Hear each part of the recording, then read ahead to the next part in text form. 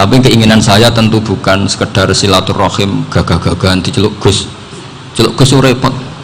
Nak ora alim ra pantes. Nak beling ra pantes. Salam template 1.000 jaluk swarga. Kok mentalan yang 1.000 jaluk. Kamu nginep di hotel 100.000 itu tidak cukup, apalagi untuk bayar apa? Surga. Itu nggak sopan sekali. 1 juta ya nggak bisa itu. 100 juta juga nggak jelas juga. Terus sampai mendingan nggak usah salam template. Malah nggak mungkin masuk surga kalau.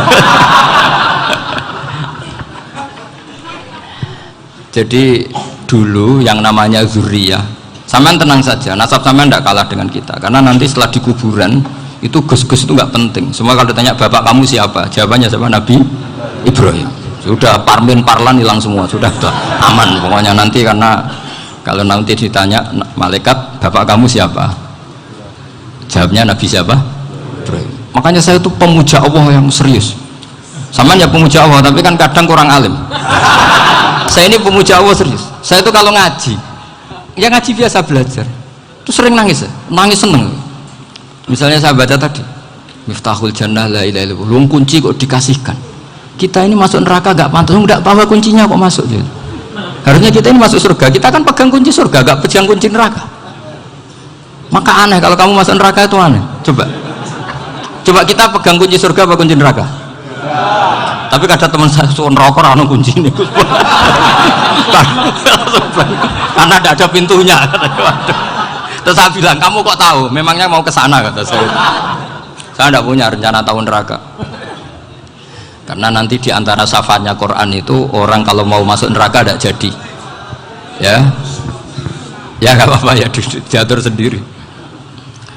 Jadi di antara syafaatnya Quran itu orang nggak jadi masuk neraka. Jadi syafaat itu ada 2, dari neraka diangkat ke surga, dan itu bisa lama itu. Tapi kalau syafaatnya Quran itu yang belum masuk neraka supaya nggak jadi masuk neraka. Karena neraka juga punya aturan, dia juga kena aturan fikih. Jadi betul ini, saya ada guyon. Jadi kena konstitusi apa? Fikih. Sama tak ceritani syafaatnya Quran itu ada orang itu beling itu fasik. Itu dihafal surat Tabarok. Hafal betul. Tabarakalladzi biyadihil mulku wa huwa ala kulli syai'in qadir alladzi khalaqal mauta wal hayata. Pertanyaannya gini, boleh enggak orang menginjak surat Baqarah? Boleh enggak? Enggak. Padahal orang hafal Quran itu artinya ayat itu ada di hatinya. Fa inna wa ta'ala la yu'adzibu qalban wa al-Qur'ana. Allah tidak akan menyiksa hati yang menyimpan Quran, yang jadi flash disknya Quran, yang jadi rekaman Quran. Singkat cerita orang ini hafal. Pas ketemu Mungkar Nakir prosedur kan, ini orang fasik mau diantemin sama Mungkar Nakir. Prosedur ya, dia kan prosedur standar. Si surat Tabarok akhirnya menjelma jadi seseorang yang gagah berani.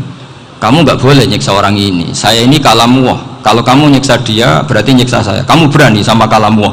Wah ya tidak berani jadi Mungkar Nakir. Tapi orang itu nakal, harus saya gebukin. Tapi kata Quran tadi, tapi saya di situ pasti kena saya. Oh debat, nggak ada lajnahnya, ini nggak ikut. Kalau Gus Wirjon ikut jadi lajnah. Kalau jadi lajnah pasti kroninan, kalau santrinya dimenangkan. Akhirnya debat. Ya sudah kita ketemu Allah. Akhirnya Mungkar Nakir sama Quran tadi surat Tabarok datang, sowan sama Allah. Terus kata Allah, memangnya kenapa Mungkar Nakir? Saya harus nyiksa dia karena dia fasik ya Allah. Memangnya kenapa surat Tabarok? Saya ada di situ. Menurut aturan orang tuh nggak boleh injak Quran. Kalau dia nutuk saya, nutuk Quran, itu harus dikasih tahu fikihnya Mungkar Nakir. Akhirnya Allah ngendikan gini ke surat Tabarok, ya sudah terserah kamu. Kalau terserah kula Gusti, Mungkar Nakir nggak boleh nyentuh orang ini. Ya sudah selamat. Sehingga terus itu sampai baca di termasuk mukjizatnya surat Tabarok di tafsir Ibnu Katsir banyak. Karena tadi logikanya malaikat itu juga kena aturan fikih. Sehingga banyak ulama termasuk Said Muhammad ngendikan pertanyaan Mungkar Nakir itu tidak semua orang kena. Kalau semua orang kena, nanti kalau tanya Nabi Muhammad, waman Nabi Yuga, kacau kan jamnya. Nabi kamu siapa? Saya ini Nabi. Ya kan? Lah nanti kalau pas ketemu Nabi Ibrahim, waman abuka. Jadi repot kan. Makanya ada kiai yang guyon kalau ditanya merebuka, saya ini guru tauhid sembrono. Saya ini ngajar Ummul Barohin, kamu tanya merebuka.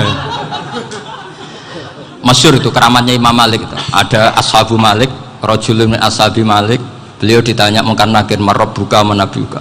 Imam Malik datang, ini seumur-umurnya itu ngajar tauhid. Kok kamu bedai enggak sopan kamu. Dan kita berharap barokah sampean ngaji nanti itu. Malaikat itu anak sungkane itu. Jadi itu. Dan saya meskipun guyon itu serius. Bedanya orang alim sama ndak itu di situ. Kalau orang alim itu guyon itu masih bener, masih serius. Coba saya bacakan ayatnya. Ala inna auliya Allahi la khaufun alaihim wa lahum yahzanun. Terus lahumul busyra fil hayatid dunya fil akhirah. Artinya kalau Munkar Nakir dengan penampilan garang gitu, berarti ada ketakutan apa enggak? Ada. Padahal ciri utama walinya Allah tidak ada ketakutan. Makanya itu termasuk dalilnya Sayyid Muhammad, tidak semua orang alami seperti itu, karena wali-wali itu la khaufun alaihim wa lahum yahzanun. Anak kiai ketemu karena kerja buat tidur wedek. Iku rezeki ora kok pertanyaan tok, nek konan santri piye? Lho isen wis kiai dihanjuti Munkar Nakir. Malu gak kira-kira? Mesti plengane konan santri piye? Nah jawabannya gampang karena pernah ngajar tauhid. Makanya Sayyidina Ali ini ceritanya ada di kitab Nurul Dholam, sama lihat di kitab Nurul Dholam karangannya Syekh Nawawi Banten. Itu Sayyidina Ali itu ya, andikan orang biasa mungkin ya agak-agak hasut, tapi ini wali gak boleh kamu katakan hasut. Dia itu mangkal sama Umar. Orang kok setiap orang pernah dibentak, apa dia berani bentak Munkar Nakir? Penasaran dia. Bagaimana kerengnya Umar itu berlanjut enggak gitu kira-kira. Akhirnya minta, ya Allah saya minta kasyaf. Ya karena yang minta Sayyidina Ali karena mau wajah dituruti sama kasyaf. Dilihat Sayyidina Umar pas meninggal itu. Jadi hasud itu ya kadang penting asal baik. Loh betul, bahasa Kanjeng Nabi kadang la hasada illa fisnaten. Itu Nabi membahasakan ya hasad. Gus Firson aja yang nafsirkan ghobtoh itu kan gaya-gayanan sebagai ulama. Aslinya Nabi ngendikan itu la hasada illa fisnaten. Ulama yang ganti itu namanya ghobtoh. Wong Nabi sendiri nyebut hasad kok kamu tafsiri ghobtoh. Ya hasad ya hasad. Udah nggak usah ditawil-tawil, pokoknya gitu. Kalau sama nggak percaya nggak apa-apa. Kok gitu aja kok repot. Karena sama nggak percaya kemungkinannya dua. Satu nggak ngerti. Dua sama-sama alim kan dari awal. Kalau sama-sama alim kan laisa li alimin ayuqallida aliman akhir. Kita nggak perlu saling mengikuti. Ngapain hasud? Biasa aja. Akhirnya Sayyidina Ali kasut. Pas Umar bangun, setelah mati kan bangun, setelah meninggal bangun. Munkar Nakir datang dengan perang yang sangat garang. Itu digambarkan Sayyidina Ali, matanya itu kal kidril ghali, kayak apa, kendil yang apa, menganga. Wah seru.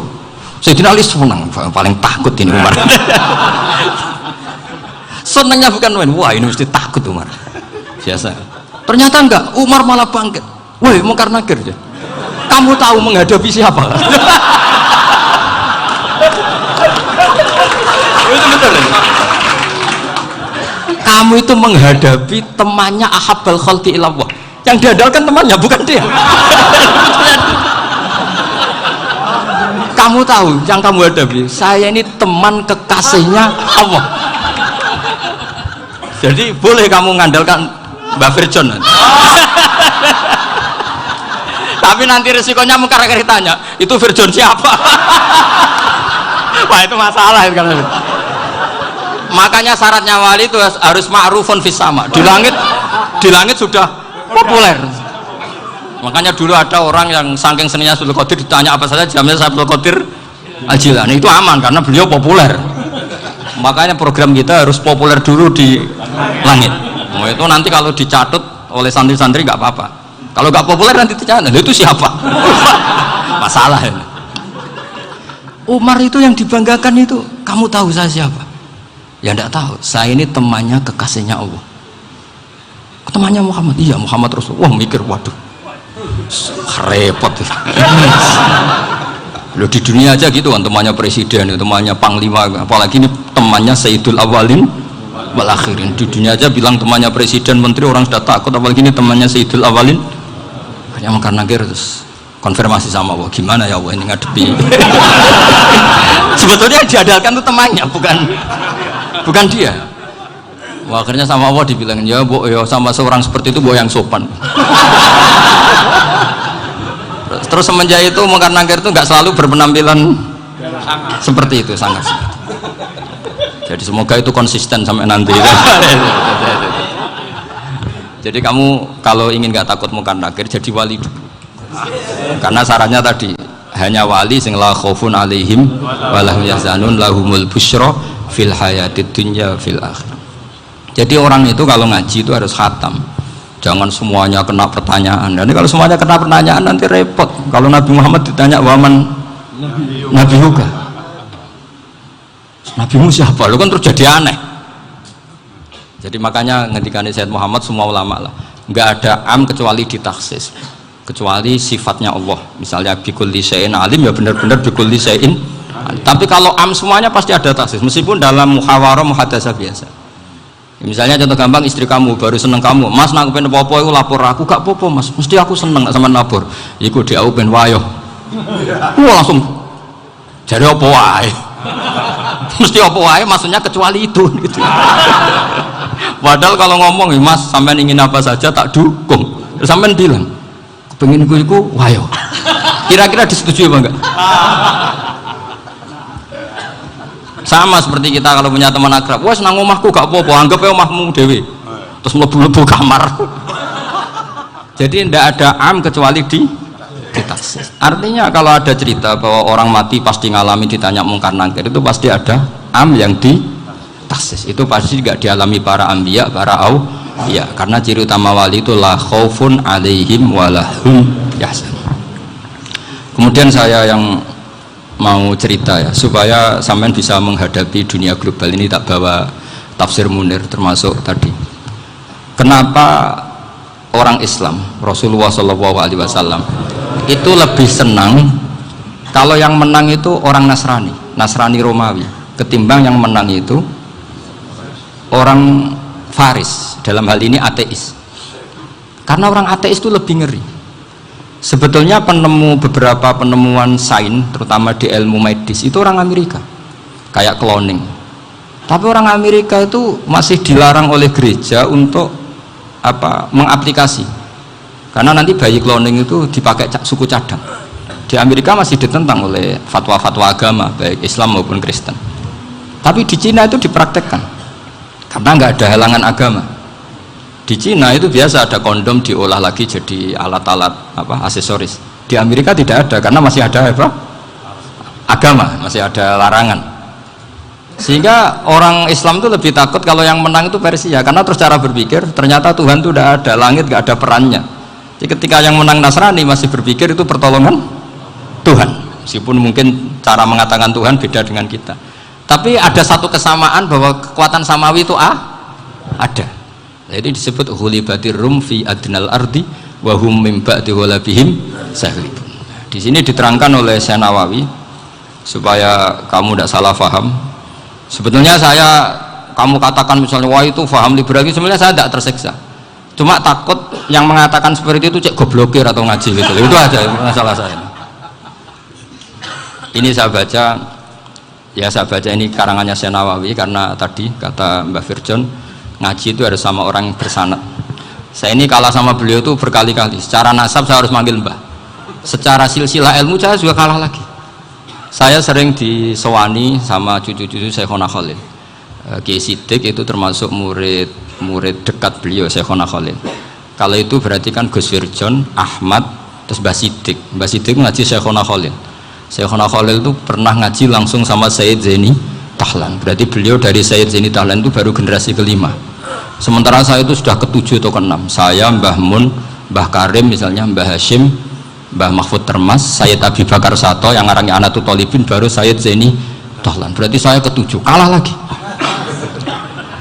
Tapi untuk jadi wali biasanya cepat saya. Karena syaratnya jadi mbah itu ngalah demi putu. Jadi kalau beliau ngotot, saya dulu Gusti, saya mbahnya. Wah itu mbah yang nggak baik. Pasti jatahnya dikasihkan apa? Cucunya dulu. Makanya Abdul Muthalib itu orang yang dapat wangsit, tapi yang jadi nabi itu cucunya. Jadi dalil saya banyak. Sebenarnya Abdul Muthalib itu sudah sering dapat wangsit, karena saya bahasakan wahyu, nabi yang protes, enggak nabi kok dapat wahyu. Tapi sebetulnya Abdul Muthalib itu masyhur, kalimat-kalimatnya menunjukkan bahwa beliau itu sudah dapat wahyu kalau nanti cucunya itu jadi apa? Nabi. Makanya senangnya bukan main Abdul Muthalib sama Rasulullah. Putu seneng, mbah seneng putu. Jadi mungkin, jadi sampean nggak usah protes loh. Yang jadi wali kok cucunya. Dulu betul. Dulu Mbah Hamid Pasuruan itu kalau Mbah Ahmad Siddiq ke sana, Mbah Hamid Pasuruan kalau manggil Mbah Ahmad Siddiq itu paman. Tapi pamannya minta ijazah ke ponaan. Apa ya gara-gara itu memang. Kalau itu masih berlaku, apa? Ngalah tadi. Kayaknya masih, apa? Hawane masih. Hawane masih. Karena melihat tren-tren langit masih gitu kayaknya masih. Masih itu. Ya, tapi mbahnya tetap dapat jatah, tenang saja nanti. Tapi memang sebaiknya mbah itu legowo. Rasulullah Muhammad SAW itu terkenal min dzurriyyati Ibrahim. Tapi kata Rasulullah, ana dakwatu Ibrahim wa bisyaratu Isa. Aku nganti ngene iki barokah dongane Nabi siapa? Ibrahim. Jadi dongane Nabi Ibrahim ya tiba teng putu. Jadi banyak bukti bahwa jatuhnya ke putu gitu. Tadi saya di kamar sama beliau berduaan. Nih Mbah sing dadi wali dhisik ndi? Aku webang. Cocokan tadi. Nah, kenapa saya akhir-akhir ini gulirkan daftar wali? Kenapa? Saya ini resah ya, orang sudah ingin dicintai pejabat, dicintai tetangga, dicintai teman. Tapi kadang-kadang orang lupa lagi dicintai Allah. Makanya saya meskipun guyon, tapi ini amdan, bukan sahwan. Supaya orang punya cita-cita lagi jadi wali, ingin dicintai Allah. Kita ini terlalu lama ingin dicintai makhluk, Mbok ya naik kelas sedikit lah. Ingin dicintai Allah Subhanahu wa Ta'ala. Meskipun saya guyon, tapi tadi guyon saya tuh lebih serius ketimbang serius Anda. Karena tak pikir. Saya tuh kalau pergi itu seneng ngebis, bukan karena saya tidak punya mobil, tapi saya sering mau butuh itu supaya nggak diganggu. Karena saya tuh harus punya waktu sendiri. Kalau bis kan ketemu orang nggak kenal, tapi sekarang ya agak susah, banyak yang kenal. Dan susahnya lagi nggak minta ijazah, minta foto. Repot tuh. Mau dibenci itu umatnya Rasulullah Shallallahu Alaihi Wasallam. Mau disetujui itu sanatnya mana? Kalau ketemu orang alim minta apa? Foto. Itu nggak ada sanatnya. Nggak tahu saya itu mazhab dari mana itu. Ya mazhab milenial yang jelas itu kan. Ini tak baca ya biar dapat, karena ini kenangan saya sama Mbak Ahmad Siddiq. Saya masih ingat betul beliau ngisi kholnya Mbak Abdullah bin Umar, berarti abahnya Mbak Hamid.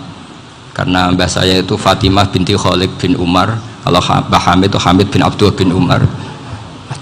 Itu saya masih ingat betul zaman itu Mbak Hamid tiap khol di Lasem itu rawuh, dan saya derek mbah saya karena masih misanan datang ke Lasem. Itu beliau pas itu ngisi sama Mbah Mun. Mbah Mun masih muda, Ki Ahmad Siddiq sepuh senior. Itu beliau cerita bahwa dulu ketika Indonesia dijajah Jepang itu para kiai mimpi dibacakan ayat ghulibatir rum fi adnal ardi wa hum min ba'di ghalabihim. Terus ada kiai yang tanya, takwilannya gimana? Ya nanti Jepang pulang bukan karena kita yang mengalahkan, tapi Jepang ada yang mengalahkan sendiri, meskipun tidak kita. Kayak dulu Faris tidak dikalahkan Islam tapi dikalahkan Romawi, tapi yang senang umat Islam. Wa yauma idzi yafrahul mu'min. Itu luar biasa ulama-ulama kita. Delalah kejadiannya Indonesia seperti itu. Yaitu kita tidak mengalahkan Jepang, tapi Jepang pulang sendiri karena dikalahkan apa? Sekutu. Ya ini saya baca. Ini tidak usah dicek bacanya bener apa enggak, sudah aman, apa? Aman. Karena kalau saya salah itu ya sengaja. Artinya ya sengaja saja. Ya biasa maksudnya. Saya kemarin ngisi di Pondok Peloso, di Pondok Al Munawir Jogja. Salah itu ada dua, ada salah memang benar-benar salah. Itu nggak apa-apa, bisa dimakfu. Karena harus mesti sangke wong goblok salah yang terus itu. Ada salah bawaan ilmu, itu repot tuh dadaninnya. Karena misalnya kita yang biasa belajar qiraah safah wayah sibuhu, mesti diulang lagi wayah sabuhu. Karena qiraahnya Imam Asim itu hasibah yah sabu bi fathis sin. Sementara kita kalau ngaji kitab kulino yahsibu. Sehingga kita yang biasa belajar safah itu kalau baca kitab itu kayak orang bingung. Kadang-kadang yang ngaji juga bingung. Gus Pak mau di bulan piling. Ya tepat-tepatan. Ada yang mengatakan Gus Pak bingung, Ada yang mengatakan Gus Ba alim alamah, ya tepat-tepat nasib tadi. Karena memang ya sab'ah memang seperti itu. Misalnya kufuan itu Imam Asim baca kufuan, tapi beliau punya murid namanya Syu'bah, itu kalau baca kuf'an. Makanya kita itu, ini kan khataman Quran ya, jadi saya menyinggung sedikit tentang qiraah sab'ah. Tadi beliau juga sudah tak kasih kitab saya Hifdzuna Liyadal Mushaf. Sama tak ajari latihan sab'ah, memang angel ya. Makanya yang nggak bisa itu wong pinter, sudah tahu angel ya nggak usah diteruskan kan. Orang menghindari barang angel itu pinter apa goblok? Pinter. Berarti wong goblok pinter. Saya tuh makanya sama orang goblok tuh respect. Jadi orang alim tuh angel apa gampang? Angel. Menghindari barang angel pinter apa goblok? Loh, orang menghindari barang angel pinter apa goblok? Pinter. Berarti wong goblok pinter. Jadi saya sama orang-orang goblok itu respect. Sudah tahu jadi orang alim angel ya, barang angel ya harus dihindari. Makanya saya ini insya Allah umatnya Nabi yang termasuk yang terbaik. Amin. Karena mencintai umatnya Nabi termasuk yang goblok. Waduh, itu tidak gampang itu. Karena tadi sudah tahu ya, seperti itu loh orang naik panjat pinang itu yang naik karena ingin hadiah. Yang nonton sudah tahu, wah licin kok dinaikin mau keplodok ya. Tapi orang sepakat yang nonton juga pinter karena sudah tahu ribet kok. Tuku yang pasar kena lah apa mana. Sama juga gitu. Ngalim tafsir angel, ngalim fikih angel, karek ngaji ngerekam kan gampang. Itu pinter apa goblok? Pinter. Iya. Makanya kula niku mbok burono ngono tok. Saya tadi dinasihati Mbak Firjon, muga-muga hati saya selamat. Saya itu meskipun kata orang banyak, muhibin saya banyak, tapi saya insya Allah tidak riya.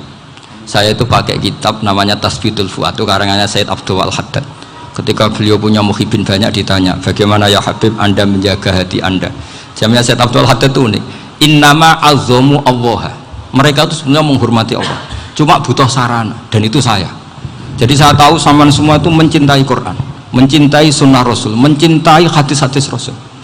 Cuma sampean kan karena nggak paham, terus manfaatkan saya. Jadi sebenarnya saya ini korban. Korban. Jadi saya mau riak gimana? Korban kok mau.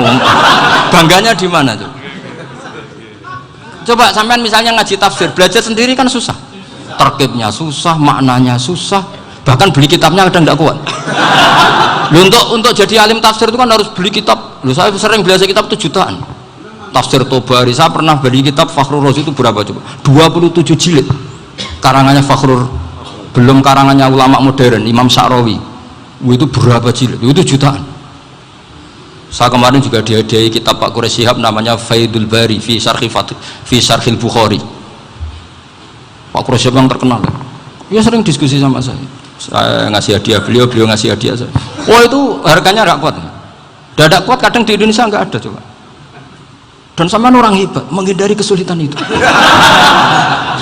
Nah, kesulitan itu sebab ngaji ikut, kalau nggak paham dirukok rekamannya sudah gitu. Pinter mana sampean nambah saya? Pinter sampean kan? Bikin sosis susah, beli aja kok repot kan. Nah, makanya nggak boleh orang bilang, wah aku goblok reso tafsir, aku wong pinter. Makanya nanti kalau saya ketemu Nabi tidak termasuk orang yang mentahkir orang Islam. Kafabil mari isman ayah kira akhahul muslim. Jadi cukup orang itu dosa kalau menyepelekan orang Islam, termasuk darani sampean goblok itu dosa. Caranya nggak darani goblok ya tadi di logika tadi. Alim itu angel, dari angel itu pinter, berarti wong bodoh pinter ya sudah gitu. Tapi tetap bodoh. Tapi ini satu cara untuk saya respect gitu. Coba orang yang ngaji tafsir saya banyak, mungkin ribuan. Itu sebetulnya mencintai Quran. Karena Quran adalah kitab suci yang panduannya umat Islam. Sangat mencintai Quran. Terus kemudian mereka nggak paham. Terus mencari orang yang memahamkan. Burono lah cara Jawa ini. Terus keren saya itu di mana coba? Lah terus mereka kurang ajarnya gini, kalau paham itu ya alhamdulillah paham. Kowe nak ngaji Gus Bae ngono tok. Tapi nek ora paham, ora nyalano akale. Mari Gus Bae nerangno cepet, mulane gak paham. Ora kok nyalano teke sing lelet tuh. Oh kan, Masya Allah, naudzubillah tenan. Sebetulnya tingkat kurang ajarnya tinggi Gus sebenarnya. Jadi kalau nggak paham itu kadang nggak nyalahno uteke. Kayak mau misalnya, mau mari mikir aja jelas. Padahal misalnya jelas orang mesti paham bodoh. Paham ya? Jadi kata Sayyid Abdul Haddad, innama azzamu Allah. Sebenarnya mereka itu sangat menghormati Allah. Makanya kita nggak perlu mengatakan wasilah itu kafir, nggak akan. Karena orang tawasul sama Rasulullah itu ingin dapat ridhonya Allah lewat orang yang dicintai Allah. Kita mencintai wali sebenarnya, wah itu kekasih Allah. Kita mencintai itu karena mencintai Allah. Sama seperti gini, kamu mencintai kangkung apa enggak? Sebenarnya sama sekali enggak. Tapi kamu ingin sehat, ada asupan gizi, kamu ingin tubuh kamu sehat, butuh asupan gizi, kemudian kamu makan kangkung, apa terus kamu cinta kangkung? Kan enggak, cinta kesehatan kamu sama. Orang yang mencintai saya ingin kepuasan rohani. Saya kan termasuk kiai yang torekonya gampang, ini swarga kan akhirnya penggemarnya banyak. Coba kalau kamu ini neraka jadi sebetulnya Anda mencintai kepuasan Anda sendiri. Nah saya ini korban. Makanya untuk masuk surga cepat saya, korban itu cepat. Da'watul mazlum la turaddu. Laisa bainahu wa bainallah hijab. Jadi saya kalau donga langsung seret langit. Karena mazlum. Saya sinau tafsir itu Pak, sampean bayangkan ada tafsir itu sudah 27 jilid. Sing ngarang Fakhrul Razi itu bulatnya bukan main. Karena dia ahli filsafat. Bulatnya Masya Allah. Sudah gitu sinau Jalalain kadang dikomen oleh Sawi. Sudah kita percaya Jalalain jebule dibuli Sawi. Percaya Sawi dikandani, "Oh iku Maliki rasa ribet." Sudah gitu sinau Qurtubi, sinau tafsir Tabari itu susahnya. Belinya susah, belajarnya susah. Padahal saya punya keluarga, punya istri, punya anak. Bayangkan kalau istri saya rewel kayak istri sampai. Wah itu. Tapi alhamdulillah enggak. Sama sekali enggak. Allah sudah milihkan, wah ini bahaya kalau punya istri rewel. Imam Sibawai itu kitabnya banyak, tapi yang terbukukan hanya kitab Sibawai. Karena beliau kalau sudah belajar lupa istri. Hanya pas beliau di pasar, kitabnya dibakar semua sama istrinya. Karena dianggap saingannya. Ternyata yang dicerai tidak kitabnya, malah istrinya. Itu Imam siapa? Sibawai. Tapi alhamdulillah kitab saya nggak terbakar, aman. Saya teruskan ya. Jadi untuk menjaga riya dilatih innama azzamu Allah. Sebenarnya mereka itu menghormati. Sehingga wasail-wasail itu sebenarnya nggak pernah jadi subjek pelaku utama enggak. Tetap Allah. Sebab itu kata Sayyid Muhammad, kamu kok mengatakan wasilah itu kafir itu gimana? Ketika innallaha qad ba'atsa lakum taluta malika. Talut itu ya manusia. PD-nya itu apa? Inna ayata mulkihi ayyatiyakumut tabut fihi sakinatum min rabbikum wa baqiyatum mimma taraka alu Musa wa alu Haruna tahmiluhul malaikah. Jadi beliau PD itu kalau bawa sunduk semacam peti sakti, sing di situ ada baqiyatum mimma taraka alu Musa wa alu Haruna tahmiluhul malaikah.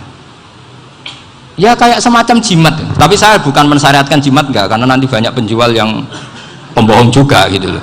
Cuma cerita, kamu tidak usah mengatakan kafir. Dulu Tolut PD-nya kalau bawa sunduk semacam peti kesaktian yang di situ ada baqiyatum mimma taraka alu Musa wa alu Haruna tahmiluhul malaika. Sehingga Khalid bin Walid meskipun beliau sahabat dan menyaksikan wajah Rasulullah SAW, itu bawa sya'aratun min sya'aratihi Rasulullah SAW, bawa rambutnya Nabi. Perang kemana-mana itu diletakkan di pecinya. Nanti sama tanya lagi, masa pakai peci Khalid bin Walid ini? Wah panjang, sampai itu repot. Sampai tak warai ngaji usul fikih. Usul fikih itu kalau ngaji itu ada istilah tangkihul manat. Ini mesti ini wilayah yang kita bisa berdebat sama Mbah Firjon. Dulu itu musuh saya karena saya makili Anwar, beliau makili Peloso. Tapi tahu-tahu kalah tua terus saya mengundurkan diri. Di fikih itu ada istilah, ada tangkihul manat, ada tahqiqul manat, ada tangkihul manat. Tangkih itu kira-kira gini, lafadz hadis itu dibuang sekian untuk tahu bahwa itu madarul hukmi. Misalnya gini, tak beri contoh paling gampang. Sama harus paham, kalau nggak paham nggak pinter-pinter.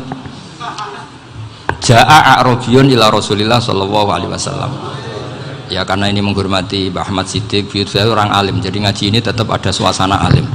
Ya harus ada suasana alim. Nggak perlu jadi orang alim tadi, susah. Sudah ngindari susah itu pintar. Sudah itu aja. Jadi orang alim susah, ngindari barang susah pintar. Berarti orang tidak alim pintar. Nah, meskipun tetap sudah itu pegangi sampai mati nanti. Loh, jadi orang alim tuh repot. Itu kata Imam Ghazali, kalau orang alim kalau masuk surga itu sama Allah nggak boleh kif, kamu nggak boleh langsung masuk surga, coba cari umat kamu, syafaati dulu. Nah, saya takut nyari sampean nggak bisa kembali. Saya tidak punya rencana itu, pokoknya mau masuk. Golek sampean kuaduan balik raroh dewe, wah repot nanti saya. Berat jadi orang alim itu berat. Ya saya teruskan ya. Ada tangkihul manat, jaa a'rabiyun ila Rasulillah sallallahu alaihi wasallam. Faqala ahlaktu wa ma ahlakaka qal waqatu imraati fi nahari Ramadan. Ya sidang saya ini rusak ya Rasulullah. Kenapa? Karena saya menjima istri saya fi nahari Ramadan. Terus kata Nabi, kamu harus bayar kafarah. Napa Nabi kafarah? Puasa 2 bulan. Wong baru 1 hari aja terjadi gitu kok disuruh puasa 2 bulan. Ya tidak kuat ya Rasulullah. Baru berapa hari saya puasa aja kecelakaan seperti itu, apalagi kalau sampai 2 bulan. Tidak ya Rasulullah. Ya sudah kalau gitu kamu pertama ngasih makan apa? Itqu raqabah kan, pertama merdekakan budak. Tapi kan sekarang nggak ada budak, makanya terus sekarang langsung puasa. Wah ini nggak bisa semua. Ya sudah ngasih makan orang 60. Kasihkan siapa ya Rasul? Ya orang fakir. Saya ini paling fakir di kampung saya ini orang paling fakir. Jadi mulai dulu orang fakir itu hubungan suami istri itu paling lancar mulai dulu. Makanya orang fakir itu anaknya banyak karena hiburannya hanya itu. Wong Ramadan aja. Coba mau ke ATM nggak punya uang, mau antri di bank nggak punya, mau apa coba? Itu mulai dulu. Ini sanatnya mutasil. Wah, akhirnya sudah sanksinya kan tadi ya itqu raqabah atau puasa 2 bulan berturut-turut atau ngasih makan 60 orang miskin. Lalu kata ahli usul fikih, kata A'rabi dibuang, nggak menjadi catatan hukum. Orang kota pun kalau melakukan itu juga kena sanksi yang sama. Imro'atau juga dibuang. Andai kan itu dilakukan untuk amatnya juga ketentuannya sama. Nah sekarang perdebatan antara Imam Syafi'i dan Imam Malik begini. Sekarang pertanyaan gini, jima istri itu hukumnya boleh apa haram? Boleh kan? Lalu kalau ada orang tanpa udzur kemudian makan siang-siang, cara Imam Malik hukumnya sama, harus kena sanksi yang sama. Karena sama-sama hadku hurmati Ramadan bi ghairi udzrin syar'iyyin. Sama-sama merusak hukum Ramadan tanpa udzur syar'. Lo jima itu tidak zina. Kan hukumnya jaiz. Nah, sekarang makan hukumnya jaiz, harusnya juga kena ketentuan yang sama. Cara pikirannya Imam Malik. Nah, alhamdulillah Imam Syafi'i gak setuju. Wah, cara setuju repot. Bahkan orang-orang Syafi'i sudah punya khilaf, kalau gitu minum dulu. Iya, biar gak kena. Iya, biar iftarnya pakai minum. Setelah minum baru jima kan. Ini sudah menyiapkan khilafnya. Ini khas Syafi'i ini, bongsong rekayasa hukum. Nanti bisa belajar jauh cara ngakali hukum. Makanya guyonan yang masyhur Gus Dur itu gitu. Ada seorang kiai atau Gus lah, ya punya salah, namanya manusia kan punya salah, entah cangkruk entah apa, pokoknya punya salah. Ada wartawan yang ngiranya semua kiai itu orang suci, sehingga tanya sama Gus Dur, Gus itu ada kiai kok ya pokoknya salah lah ya. Tapi jangan bayangkan dosa besar, enggak, kecil-kecil aja. Itu gimana itu, padahal kiai kan orang suci. Jawabnya Gus Dur lucu, ya justru yang boleh salah itu para kiai, kalau kamu nggak boleh. Loh, kok bisa Gus? Karena mereka tahu caranya tobat. Repot. Kalau kamu nggak tahu caranya, sama pelanggaran hukum itu ya harus pakar-pakar hukum. Itu yang tahu caranya rekayasa. Kalau kamu ya kena pasal kan ya. Jadi kamu jangan niru saya. Saya ini punya sekian cara untuk nah, itu namanya khilaf. Makanya kata Sayyid Muhammad, kamu tidak usah anti khilaf, karena Abu Hanifah itu membolehkan khilaf, kitabul khiyal. Yang penting kamu soleh dulu, setelah soleh nanti Allah maklumi. Soleh dulu, syaratnya soleh dulu. Kalau tidak soleh jangan. Contohnya gini, ada orang mau puasa lemes sekali, mau makan, gampang. Kalau langsung makan kan kayak hadku hormati Ramadan biwiri udrin syarian. Aku langsung mau jembera sowan Mbah Firjon. Sudah status saya apa? Musafir. Sudah berangkat aja sampai Tuban makan, nanti kalau nggak jadi ya nggak apa-apa, sudah kan mulai pergi sudah musafir. Saya tidak tahu nanti malaikat tertarik gebuki nggak tahu, tapi itu ada khilafnya asal soleh. Karena kata Sayyid Muhammad dan semua kitab mengatakan itu. Kalau sampean nggak tahu ya kebablasan. Nabi Ayub, yang terkenal Gudiken itu siapa? Ayub ya. Nah, itu yang Israiliyatnya akan seru lah. Gudiken dikukur bek kreweng itu terlalu lah kalau itu. Untuk kreweng konti ning Arab ora ono kreweng itu sudah masalah itu. Singkat cerita, Nabi Ayub ketika diasingkan kaumnya itu kan nggak punya sumber makanan. Lah orang lelaki itu mulai dulu egois. Istrinya Nabi Ayub itu cantik sekali, udah cantik, rambutnya bagus. Makanya kamu nggak usah tanya kenapa istrinya kayak banyak yang cantik. Ya, nah warasatul anbiya, nggak boleh gitu. Kalau nggak cantik ya warasatul anbiya dari segi balak. Istrinya Nabi itu semuanya cantik. Nggak usah tanya sebabnya apa, pokoknya gitu, semuanya cantik. Singkat cerita, beberapa kali istrinya Nabi Ayub itu kerja demi bisa nafkahi Nabi siapa? Suatu saat itu tidak ada pekerjaan yang cukup untuk beli roti. Satu-satunya peluang dapat rezeki itu putrinya raja itu rambutnya berondoli. Terus ada sayembara siapa yang rambutnya bagus mau dibeli. Sampai rambutnya istrinya Nabi Ayub itu dijual. Nabi Ayub tersinggung karena itu mengurangi kecantikan. Jadi lelaki mulai dulu gitu. Udah nggak urun kalau istrinya nggak cantik itu komplain. Itu khasnya lelaki. Jadi kalau kamu gitu ada sanadnya juga, tenang saja ya. Komplain ya pegawai itu.